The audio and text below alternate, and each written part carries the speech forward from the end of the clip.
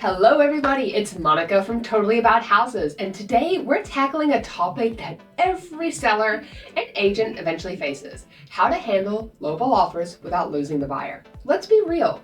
When that first offer comes in, thousands below asking, it stings. You've spent weeks preparing, cleaning, staging, and maybe even dreaming of that perfect sale, then suddenly, bam, an offer that feels like an insult. But here's the truth. A lowball offer doesn't mean your house isn't worth what you think. It means someone wants it.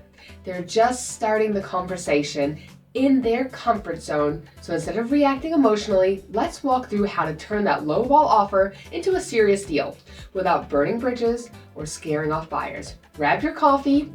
We're diving deep into strategies that work for both sellers and real estate professionals. Step 1, keep emotions out of it. When you see a number that's way below asking, it's easy to feel disrespected. Sellers start thinking, they're trying to take advantage of me, or they must not see the value in my home. But reacting with frustration can shut down negotiations before they even begin. Agents, this is where your calm voice matters. Remind your client that an offer, even a lowball one, means interest. Someone took the time to write it up. There's a door, not a wall. For sellers, your job is to breathe. Don't take it personally. Sometimes buyers don't understand the market. Other times, they're just testing the waters. The key is to respond with professionalism. The more level-headed you stay, the more power you hold. Step 2, understand their motivation.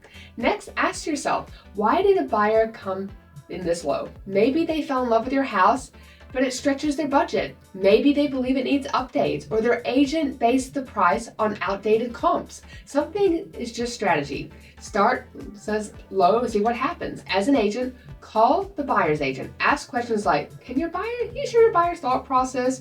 Or where are the certain factors that they feel impacted the value? If you're the seller, listen to your agent's feedback carefully. Understanding their reasoning lets you plan your next move intelligently. And here's something I always tell sellers. Not every lowball offer is an insult. Sometimes it's a test. Once you understand why the offer is low, you can figure out how to respond in a way that moves the deal forward. Step 3, analyze the offer. Don't react. Now that emotions are in check, it's time to look at the detail. Ask yourself, what else is in this offer besides the number? A low price with great terms still might be worth it. Is it cash? Is the buyer pre-approved? Are they flexible on closing or contingency? Sometimes a buyer offering $10,000 less, but paying cash with no inspection can close faster and cleaner, and that can be just as valuable as a higher offer that's full of delays and conditions. So take the full offer into account. Then compare it to current market conditions. If you're an agent, pull up fresh comps, not just what sold 6 months ago, but what's happening this week. If homes are sitting longer or they've been price reductions nearby, this could explain the buyer's strategy. Knowledge replace anger with clarity, and clarity with negotiations. Step 4, revisit your pricing strategy. Now, here's a tough truth. Sometimes lowball offers are a symptom, not the problem. If you're constantly getting low offers or limited showings, it could be the market telling you something about your price. Look at your competition. Are similar homes selling faster? Are buyers choosing slightly lower priced listings first? Agents, this is where your role as a market educator shines. Use data to show your client what's happening. Don't say, we're overpriced. Instead say, let's look at how buyers are responding to similar homes. Here's what's moving and here's what's not. When sellers see evidence, they make informed decisions instead of emotional ones. But if your pricing is solid, then you stand firm with your confidence, you'll know when to hold your ground and when to flex strategically. Step 5, respond professionally and quickly. Timing matters. A slow or angry response can make buyers feel rejected. Even if you're insulted, respond quickly, ideally within 24 hours. Something like, thank you for your offer. We appreciate your interest. While the price is below where we need to be, we're open to exploring something that works for both sides. That tone keeps the door open. You're not agreeing to their price. You're showing maturity and willingness to work together. Professional communication keeps buyers engaged, and the more engaged they are, the better chance you have of turning that low offer into a serious one. Step 6, counter with confidence. This is where the magic happens, the counteroffer.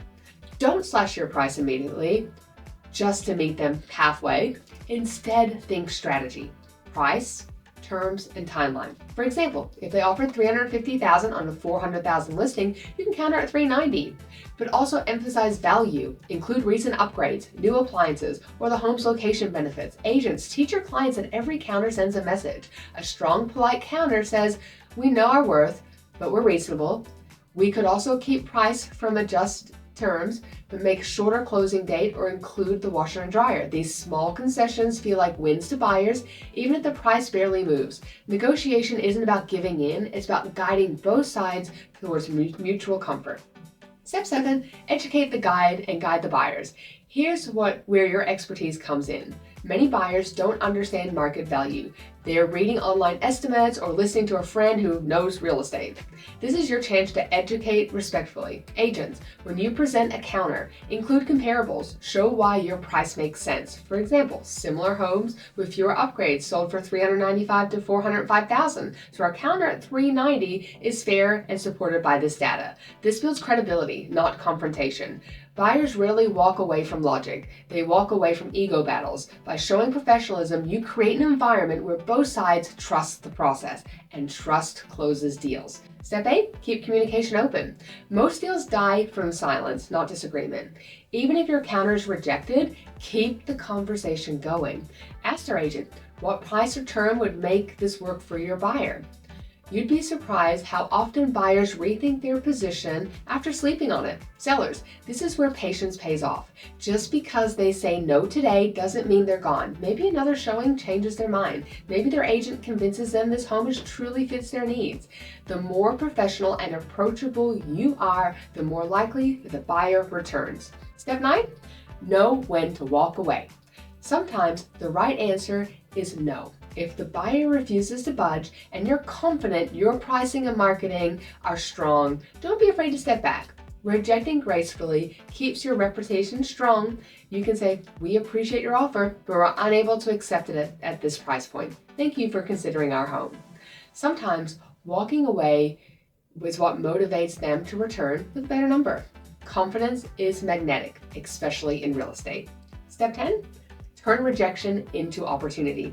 Here's a secret every lowball offer creates: momentum. Even if you don't accept it, it tells the market your home is being noticed.